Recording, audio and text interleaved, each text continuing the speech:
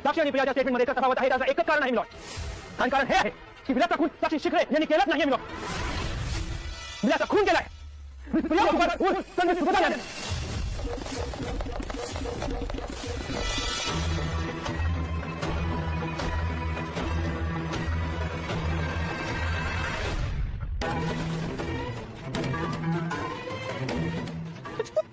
मी खून केला नाही. तू डोक्यावर पडला काय बोलतोस तू?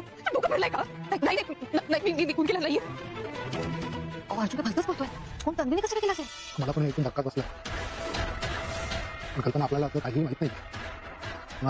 हॅलो फ्रेंड्स, आता आपण पाहणार आहोत ठरलं तर मग या मालिकेचा 29 जुलैचा एपिसोड रिव्ह्यू.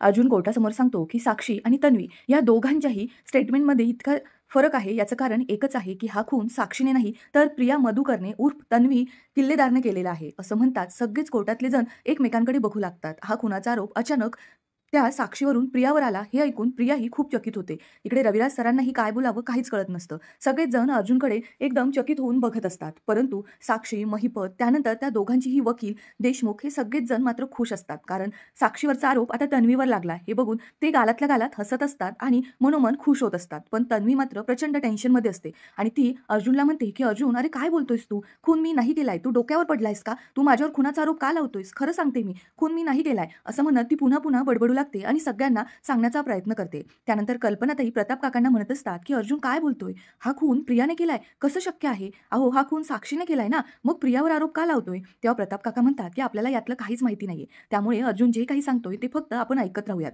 तेव्हा रविराज सर उभे राहतात आणि कोर्टाला म्हणतात की कोर्टात नक्की काय सुरू आहे? आता तुम्ही आय विटनेसलाच गुन्हेगार साबित करतायत, म्हणजे नक्की तुम्हाला काय सिद्ध करायचं आहे? तुम्ही खऱ्या गुन्हेगाराला सोडून त्याला गुन्हेगार सिद्ध करता येत नाही म्हणून तुम्ही आय विटनेसलाच गुन्हेगार सिद्ध करतायत. हा काय पोरखेळ सुरू आहे का? असं म्हणत रविराज सर आता कोर्टालाच प्रश्न विचारू लागतात. त्यानंतर महिपत साक्षीच्या कानाजवळ येऊन बोलू लागतो आणि म्हणतो की साक्षी, हा पोरखेळ सुरू असू दे नाहीतर काही असू दे, पण हा अर्जुन जे काही करतोय ना ते अगदी योग्य करतोय. तुझ्यावरचा गुन्हा या प्रियावर लावलाय ना त्याने, ते अगदी योग्य केलंय. प्रिया गुन्हेगार सिद्ध झाली म्हणजे तू आपोआपच सुटशील. तेव्हा साक्षी म्हणते की हे वळण वेगळीकडेच जाते असं मला वाटतंय. जेवढं सोपं दिसतंय तेवढं नाहीये. हा अर्जुन नक्की यामागे काहीतरी वेगळं सिद्ध करण्याचा प्रयत्न करतोय. तेव्हा महिपत म्हणतो की ठीक आहे, आपण बघूयात. त्यानंतर अर्जुन कोर्टाला विनंती करतो आणि म्हणतो की हे जे काही आहे ते मी शब्दात सांगू शकत नाही, त्यामुळे मला इथे तुमच्यासमोर एक ऍक्ट सादर करण्याची परवानगी हवी आहे. तर मी आणि माझा असिस्टंट चैतन्य गडकरी तुमच्यासमोर एक ऍक्टद्वारे हे जे काही आहे ते सिद्ध करण्याचा प्रयत्न करणार आहोत. तर त्यासाठी आम्हाला परवानगी हवी आहे. तेव्हा कोर्ट त्या दोघांना ती परवानगी देतो आणि अर्जुन म्हणतो की आता मी आणि चैतन्य गडकरी वाटत नसलो तरीही मी, साक्षी आणि चैतन्य गडकरी प्रिया मधुकर आहोत. आणि जेव्हा प्रिया मधुकर आणि विलास दोघंही आश्रमात आले होते त्या पुढचा प्रसंग.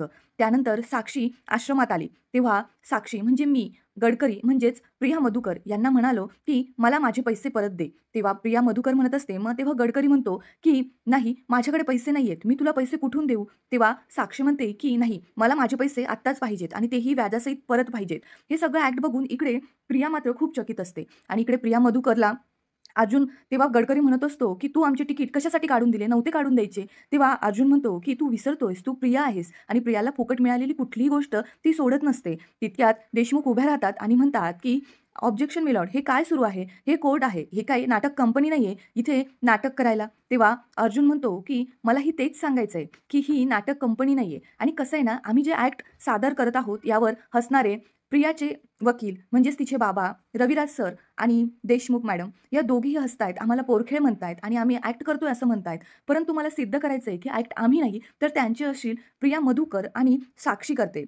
साक्षी महिपत इथे करतायत. त्यांनी आतापर्यंत जे काही सांगितलंय ते पूर्णपणे चुकीचं सांगितलंय. ते आपल्याला असं दाखवतायत की त्यांचा या खुनाशी काही एक संबंध नाहीये. परंतु जेव्हा प्रियाने तिची साक्ष दिली त्यात तिने सांगितलं होतं की ती आणि विलास दोघंही ते मूव्ही बघायला गेले असताना प्रियाच्या पोटात दुखत होतं आणि तेव्हा ते दोघं घरी परत आले म्हणजेच आश्रमात आणि तेव्हाच साक्षीही तिथे आली. पण साक्षीच्या स्टेटमेंटमध्ये तिने विलासचा कुठेही उल्लेख केलेला नाहीये. म्हणजे हे दोघंही खोटं बोलतायत आणि हे दोघंही आपल्यापासून काहीतरी लपवतायत. खरं तर साक्षी आणि प्रिया मधुकर या दोघांमध्येही जो पैशांचा व्यवहार होत होता तो प्रियाला फीस भरण्यासाठी देत नव्हती साक्षी पैसे, तर ते पैसे ती आश्रमाची जमीन आणि आश्रम मिळवण्यासाठी ही साक्षी प्रियाला पैसे देत होती आणि त्यासाठीच प्रिया पैसे घेत होती. तेव्हा अर्जुन प्रियाकडे येतो आणि प्रियाला त्या पैशांविषयी विचारतो, पण प्रिया अजूनही तेच सांगत असते की मी साक्षीचे पैसे माझ्या फीचे पैसे भरण्यासाठीच घेतले होते आणि मी ते तिला परतही करणार होती. तेव्हा अर्जुन म्हणतो की कसं आहे ना, जेव्हा साक्षी आणि महिपत आश्रमात आले होते आणि त्यांनी जेव्हा आश्रम विकत घेण्याची तयारी दाखवली तेव्हा आश्रमात सगळ्यांनीच नकार दिला होता, परंतु फक्त तुम्ही आश्रम विकण्यासाठी तयारी दाखवली होती. तेव्हा इकडे नागराज रविराजला म्हणत असतो की तू काहीतरी कर ना, काहीतरी बोल. आपल्या प्रियावर चोरीचे आरोप लावले जात आहे, तिला चोर ठरवलं जातंय. तेव्हा रविराज सर म्हणतात की कसं आहे ना, अर्जुन जे काही बोलतोय ते जर खरं असेल तर आपणच तोंडावर पडू, त्यामुळे आपण शांत बसूयात. त्यानंतर अर्जुन म्हणतो की तुम्ही याआधीही आश्रमात राहत होतात तेव्हाही तुम्ही छोट्या छोट्या गोष्टींमध्ये चोरी करत होतात. कधी तुम्ही मधुभाऊंच्या खिशातून पैसे चोरत होतात, तर कधी कुसुमताईंच्या खिशातून पैसे चोरत होतात. आणि जेव्हा महिपत आणि साक्षीने ते आश्रम विकत घेण्याची तयारी दाखवली तेव्हाच तुम्ही त्या पैशांना बघून खूप एक्साइटेड झाला होतात आणि सगळ्यांसमोर तुम्ही सांगितलं होतं की आपण हा आश्रम विकून टाकूयात. हे सगळं काही सांगितल्यावर प्रियालाही तो प्रसंग आठवतो. प्रिया मात्र खूप टेन्शनमध्ये येते. तेव्हा अर्जुन मधुभाऊंचं स्टेटमेंट घेऊ लागतो आणि कोर्टाला विनंती करतो की मधुभाऊंना मला काही विचारायचंय. तेव्हा मधुभाऊ म्हणतात की हो, मलाही सांगायचंय. तेव्हा जज सांगतात की तुम्ही कटघड्यात येऊन तुमचं मत मांडू शकतात. तेव्हा मधुभाऊ तिथे येऊन उभे राहतात आणि सांगतात की जेव्हा साक्षी आणि महिपत तो आश्रम विकत घेण्यासाठी तिथे आलात तेव्हा आम्ही सगळ्यांनी त्यासाठी नकार दिला, फक्त प्रियाने होकार दिला होता. प्रिया आम्हाला पटवून देत होती की आपण एवढे पैसे घेऊयात, त्यानंतर आपण या पैसे एकमेकांमध्ये वाटून घेऊयात आणि आपण मालामाल होऊ. खरं तर ते आश्रम आमच्यासाठी फक्त एक घर किंवा जमीन नव्हती, तर आम्ही मायेने बांधलेलं घर होतं. पण प्रियाला मात्र फक्त पैसे दिसत होते आणि प्रिया आम्हाला सांगत होती की आपण एवढे पैसे घेऊयात आणि आपण एकमेकांमध्ये हे पैसे वाटून घेऊयात, आपल्याला राहण्यासाठी एखादा फ्लॅट घेऊयात आणि तिकडे जाऊयात. हे सगळं मधुभाऊ सांगत असताना प्रिया मात्र डोक्यालाच हात लावते आणि तिला खूप टेन्शन येतं. मधुभाऊ आता कोर्टासमोर सांगतात की प्रिया एकटीच ते आश्रम विकण्यासाठी तयार होती. तेव्हा अर्जुन म्हणतो की ऐकलत मिलॉर्ड, मधुभाऊंच्या सांगण्याप्रमाणे प्रियाला मालामाल व्हायचं होतं आणि मालामाल होण्यासाठी ती काहीही करू शकत होती. त्यासाठी ती कुणाचा खूनही करू शकत होती. खरं तर प्रिया आधीपासूनच लालची प्रवृत्तीची होती आणि त्याचाच फायदा साक्षीनेही घेतला होता. साक्षीने तिला काही पैसे दिले होते आणि ते पैसे प्रियाला परत करायचे होते आणि विलासकडचे पैसेही साक्षीने म्हणजे प्रियाने बघितलेले होते आणि ते पैसे मिळवण्यासाठी प्रिया प्रयत्न करत होती. तेव्हा दामिनी देशमुखही खुश होतात आणि म्हणतात की मी या प्रियावर आरोप लावणार होती, पण अर्जुननेच तिच्यावर आरोप लावले, म्हणजे आपोआपच साक्षी सुटणार. अर्जुन योग्य तेच करतोय असं म्हणत दामिनी खुश होते. इकडे पूर्णाईला मात्र टेन्शन येते. ती कल्पनाताईंशी बोलत म्हणते की अर्जुन आपल्या प्रियावर आरोप का लावतोय? प्रिया घरात कशीही वागत असली म्हणून तिने खून केलाय किंवा चोरी केली असं होत नाही ना. तेव्हा कल्पनाताई म्हणतात की अर्जुन काय बोलतोय ना, मलाही काहीच कळत नाहीये. तेव्हा अर्जुन सगळ्यांना सांगू लागतो की जेव्हा विलासकडचे पैसे ह्या प्रिया मधुकरने बघितले तेव्हा तिचे डोळे चकाकले. तिला ते पैसे हवे होते आणि हे विलासलाही माहिती होतं. म्हणून ते जेव्हा मूव्ही बघायला गेले तेव्हा प्रिया काहीतरी नाटक करून घरी येण्याचा प्रयत्न करत होती. म्हणून ती पोटात दुखते असं सगळ्यांना सांगून घरी येत होती. पण विलासलाही ते माहिती होतं की प्रिया त्याचे पैसे चोरू शकते, म्हणून विलासही तिच्याबरोबर घरी आला. तेव्हा रविराज सर उभे राहतात आणि ऑब्जेक्शन घेतात आणि म्हणतात की तुमच्याकडे काय पुरावा आहे? तेव्हा अर्जुन म्हणतो की मला माझं वाक्य पूर्ण करू द्या, मी तुम्हाला सगळ्या गोष्टींचे पुरावे देणार.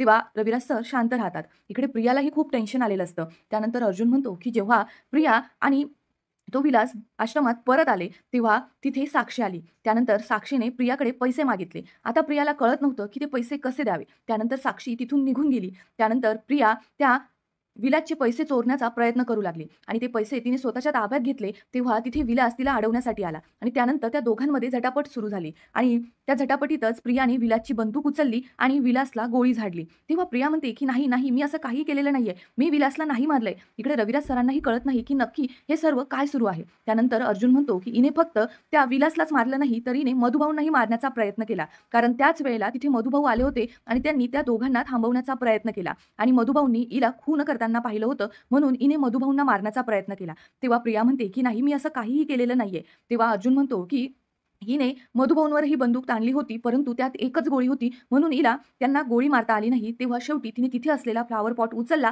आणि मधुभाऊंच्या डोक्यात मारला आणि त्यामुळे मधुभाऊ बेशुद्ध झाले. खरं तर हिने मधुभाऊंनाही मारण्याचा प्रयत्न केलाय आणि विलासचा खून प्रिया मधुकरनंच केलाय.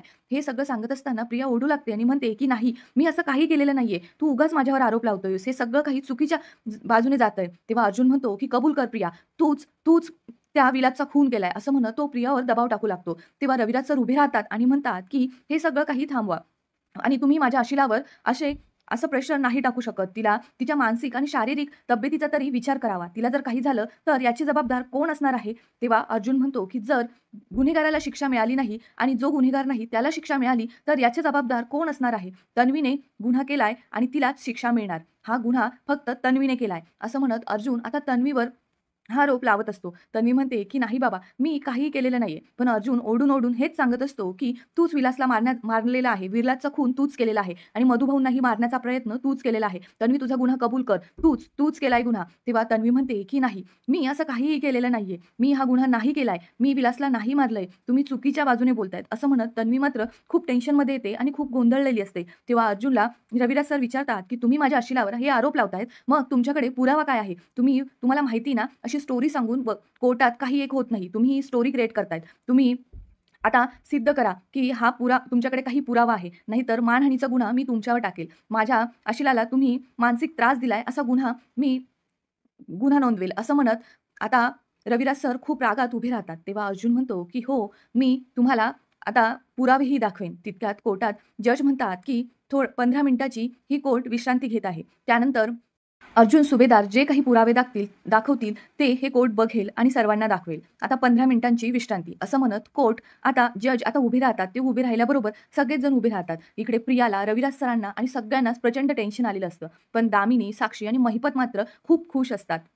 इकडे मधुभाऊंनाही कळत नसतं की अर्जुन प्रियावर नक्की हा आरोप का लावतोय. पण अर्जुन मात्र अजूनही त्याच्या मतावर ठाम असतो आणि तो प्रियाकडे रागाने बघत असतो. प्रिया मात्र रडत असते आणि तिला प्रचंड टेन्शन आलेलं असतं. आणि तिथेच आजचा एपिसोड संपतो. उद्याच्या भागात आपण पाहणार आहोत की अर्जुन प्रियाला गुन्हा कबूल करण्यासाठी खूप प्रेशराईज करत असतो. इकडे दामिनी, महिपत आणि साक्षी खूप खुश असतात. प्रिया खूप प्रेशराईज होते आणि त्यातच ती बोलून जाते की हा खून मी नाही केलाय तर साक्षीने केलाय. मी माझ्या डोळ्यांनी बघितलंय की साक्षीने त्याला गोळ्या मारल्यात. हे सगळं ऐकल्यानंतर सगळेच जण टेन्शनमध्ये येतात आणि अर्जुन कोर्टाला विनंती करतो की या दोघांना जास्तीत जास्त शिक्षा व्हावी. आणि तिथेच आजचा एपिसोड संपतो. एपिसोड आवडला असल्यास लाईक, शेअर आणि सबस्क्राईब करायला विसरू नका. थँक्यू. तुम्हाला माहित होतं विलासचे गुंडे आहे. मला विलासची बॅग दिसली आणि त्या विलासचं पिस्तूल दिसलं. तुम्ही पिस्तूल काढलं, विलासला रोखलं आणि त्याला धमकी दिली की सगळे पैसे मला दे, नाहीतर मी तुला मारून टाकेन. आणि तेव्हा मधुबामध्ये आले. मधुबाने तुला थांबवण्याचा प्रयत्न केला पण त्याचा काही उपयोग झाला नाही, कारण तोपर्यंत विलासला गोळी लागली होती आणि तो मेला होता. विलासला गोळी लागली तेव्हा मी त्याच्या आजूबाजूला सुद्धा नव्हते. मी जसं सांगितलं तसं लपले होते, थोड्या अंतरावर होते, मी जवळ नव्हते. तू खोटं बोलतेस प्रिया.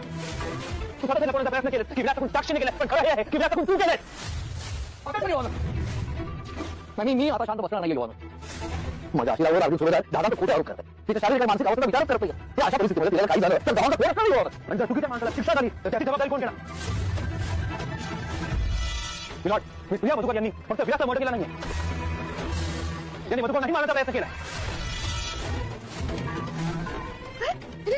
मी मधुबाऊंना का मारेन? कारण त्यांनी तुला विलासचा खून करताना बघितलं होतं. विलास जेव्हा खाली जमिनीवर कोसळला, मधुभाऊ घाबरले, त्यांनी योग्य जाब विचारला आणि तू त्या मधुबाऊंना गोळी काढण्याचा प्रयत्न केला, पण पिस्तॉलमध्ये फक्त एकच गोळी होती. त्यानंतर तिथे प्रवास उचलला आणि मधुबाऊंच्या डोक्यावर वार केला आणि मधुबाऊ बेशुद्ध पडले. खरी गुन्हेगार तू आहेस प्रिया. विलासचा खून तू केला, कबूल कर विलासचा खून तूच केला. तू गुन्हेगार आहेस. नाही, सगळं चुकतंय. अर्जुन सुभेदार, पण यासाठी पुरावे लागतात. पुरावे कुठे आहेत? तू सांगतोस ही एक स्टोरी आहे, स्टोरी. एक वकील तुला एवढा मोठीच आहे की कुणी आलं कोर्टात काही सांगितलं तर कोर्ट लगेच खरं मारत नाही, माहिती आहे. तर माझ्या मुलीवर केलेल्या प्रत्येक आरोपाचे पुरावे हवेत मला. नाही आपण नुकसानीचा दावा करेल तुझ्यावर. सगळे पुरावे देणार आहे. थोडा धीर धर. ऑर्डर. कोर्ट आता पुन्हा 15 मिनिटाची विश्रांती घेईल. त्यानंतर ऍडव्होकेट अर्जुन सुभेदार यांच्याकडे पुरावे बघितले जातील. The court is अडजर्न.